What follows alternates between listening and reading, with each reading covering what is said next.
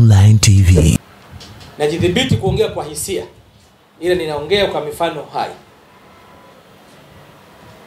Matukio yaliyotokea, bahati mbaya wananchi wengi hawakuweza kuyaona kabla. Wengi waliweza kuona kurupushani, kusikia milio ya mabomu, kusikia nini, vitu kama vile. Na kumetokea hali mbaya ambayo propaganda zinaendelea kulishwa kwa wananchi, kuwachonganisha wananchi na serikali yao, kuwachonganisha wananchi na vyombo vya ulinzi na usalama.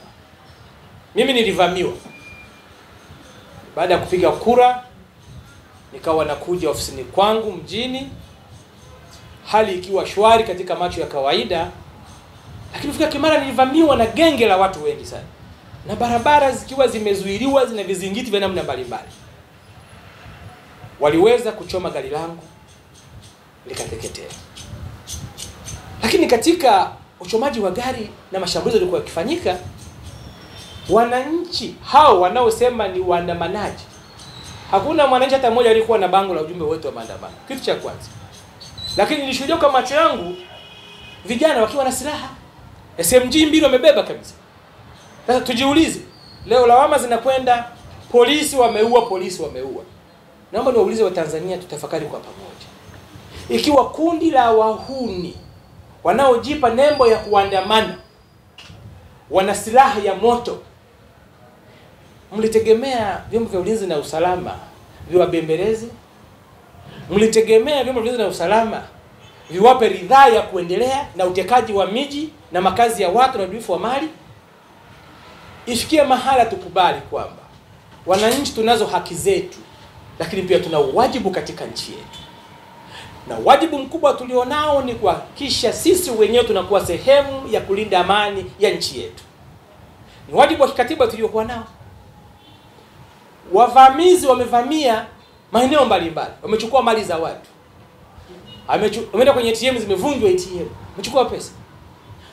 Mtume mafuta imetiwa moto. Sasa hii hali si nzuri kwa taifa letu. Na msingi wa nchi yetu tunafahamu kabisa kwamba amani, umoja, mshikamano ndizo nguzo zetu ambazo tumekuwa nazo.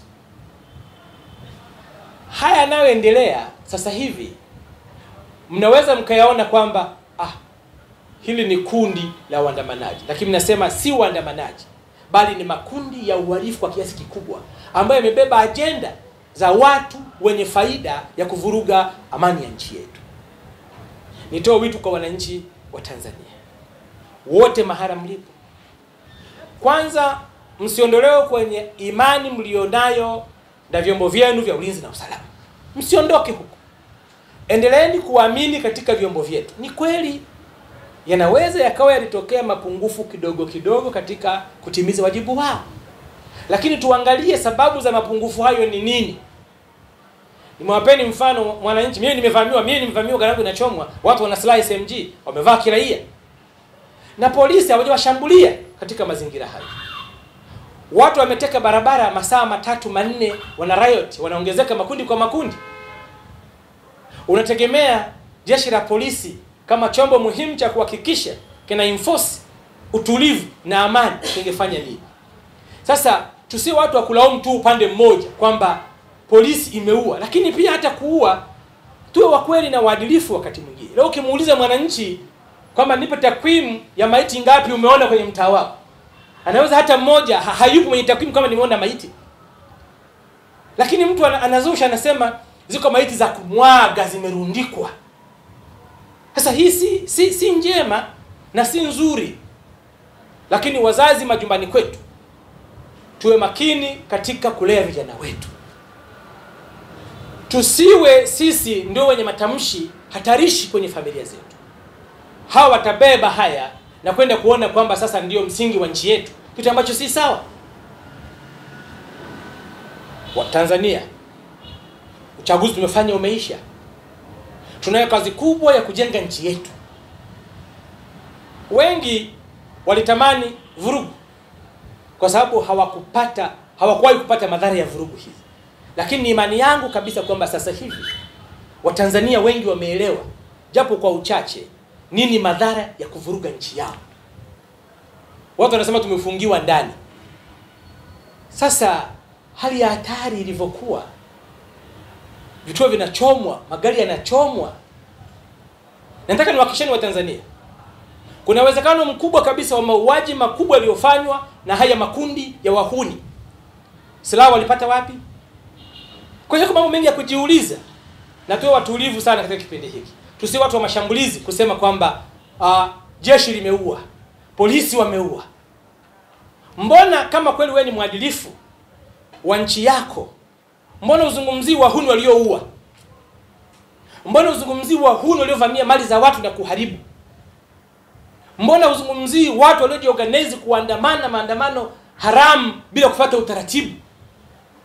Utakuwa mwadilifu kwa jamii ya Kitanzania iwapo utaonesha pande hizo mbili za shilingi, kwamba jeshi la polisi lilitumia nguvu ya wastani baada ya kuwa waandamanaji haramu na watu wasiotakia taifa letu amani, wavurugaji, wezi kuingia na kufanya uharibifu. Leo tazama wananchi wa Kimara wanavyopata shida ya usafiri, lakini serikali nayo inachukua tahadhari kuingiza magari yake barabarani. Bado viashiria vipo vinashughulikiwa. Mateso wanayopata watu pale Kimara sasa hivi kwa sababu ya watu wachache ambao akili zao ni mbovu na ni hovyo.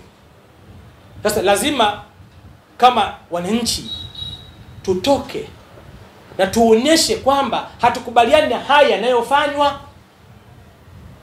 Mnapokaa kimya na baadhi yenu kuanza kulishwa sumu ya kulaumu, tafsiri yake ni kwamba mnakaribisha balaa zaidi kwenye nchi yetu, kitu ambacho tusingependa kufika hapo. Binafsi niwaombe nyote wa Tanzania, mikoa yote, kwanza tuvishukuru vyombo vyetu vya ulinzi na usalama kurejesha amani iliyopatikana mpaka sasa. Hilo halina ubishi. Na kama kuna mapungufu, tuyatolee basi maoni katika lugha iliyokuwa nzuri. Alianza ni nani? Nyote Dar es Salaam mnathibitisha kwamba polisi walikuwa watulivu kabla ya vurugu. Nyote mnathibitisha. Na wengine wanasema kabisa kwamba hatukaona polisi na bunduki kabisa kwenye maeneo yote. Nini kilifanya polisi na vyombo vingine kusimama kudhibiti ile hali? Bila shaka ni uvunjifu wa amani, uharibifu, wizi na matendo ya kigaidi. Mimi nasema ni ugaidi. Sasa mtu anapochukua gari anapiga moto, kituo cha mafuta kinawaka moto, petroli inawashwa. Huo ni ugaidi, huo ni matendo ya kigaidi. Mtu anachukua panga anakata mwenzie. Ninaomba sana. Lakini pia naona kama kuna kaagenda fulani kanatengenezwa kuparaganyisha muungano wa vyombo vyetu vya ulinzi na usalama. Hii nayo viongozi wa vyombo ni vizuri mkakaa imara. Lugha yenu mnasema kukaa timamu. Mshikamane kwa sababu tupo kwenye wakati ambao unatafutwa ufa. Unatafutwa ufa ili ufa upatikane, watu waingie wenye nia ovu. Kiukweli mimi kama mwananchi wa kawaida ninasema hivi, kazi iliyofanywa na vyombo vyetu vya ulinzi na usalama na ambayo inaendelea kufanywa ni kazi sahihi kwa mustakabali wa ulinzi na amani ya nchi yetu. Sasa kama utaki hiyo kazi ifanywe, ulitaka watu watuteke wote, wateke jeshi, wateke polisi, watu walikuwa wanaandamana sababu kuteka Ikulu. Ni uhaini. Ni uhaini. Lazima jeshi lidhibiti hizo tabia na hiyo mienendo. Wito pia kwa chama tawala pia, Chama cha Mapinduzi, kwamba kina wajibu wa kuhakikisha kinakaribisha mazungumzo ya kidiplomasia baina yake na vyama vingine vya siasa ambavyo wanapishana kimtazamo. Nakumbuka CFDD na FDD kule, watu walikaa wakazungumza, kwa mustakabali wa nchi yao, na mpaka leo hali iko shwari. Kwa hiyo na mimi wito wangu kwa Chama cha Mapinduzi ambacho ni chama tawala ni kwamba kinayo dhima ya kuhakikisha kinaleta Watanzania pamoja, nchi pamoja, na kusikiliza pia hawa wanaosema no. Kwani wanasema no? Wanataka nini? Kuna nini? Kuna sababu gani? Nadhani hayo yakifanyika hayo kwa umakini mkubwa itasaidia kuharmonize nchi yetu. Kwa sababu hatuwezi kudisregard completely. Ni kwamba kila upande utimize wajibu wake vizuri, na hatimaye nchi iweze kubaki salama, kwa sababu sote tunachulia ni nchi yetu ya Tanzania. Sasa nitashangaa kuona kuna chama cha siasa ambacho kinafurahia aliyotokea juzi, kwamba nchi imewaka moto, kimenuka, uchumi umeharibika kwa kiasi gani, mapato ya serikali yameharibika kiasi gani. Sasa unachoma hospitali ya serikali, unachoma zahanati, unachoma mwendokasi ambayo wewe ndio unapanda kila siku, unachoma hospitali ambayo unakwenda kupata tiba, unadhoofisha nguvu ya serikali ya kutoa huduma kwenye jamii yetu. Haya tujue ni madhara makubwa ambayo waathirika ni sote. Viongozi wanaathirika, wananchi tunaathirika, wafanyabiashara wanaathirika, kila mtu anaathirika. Hakuna maana baki salama katika hali kama hii.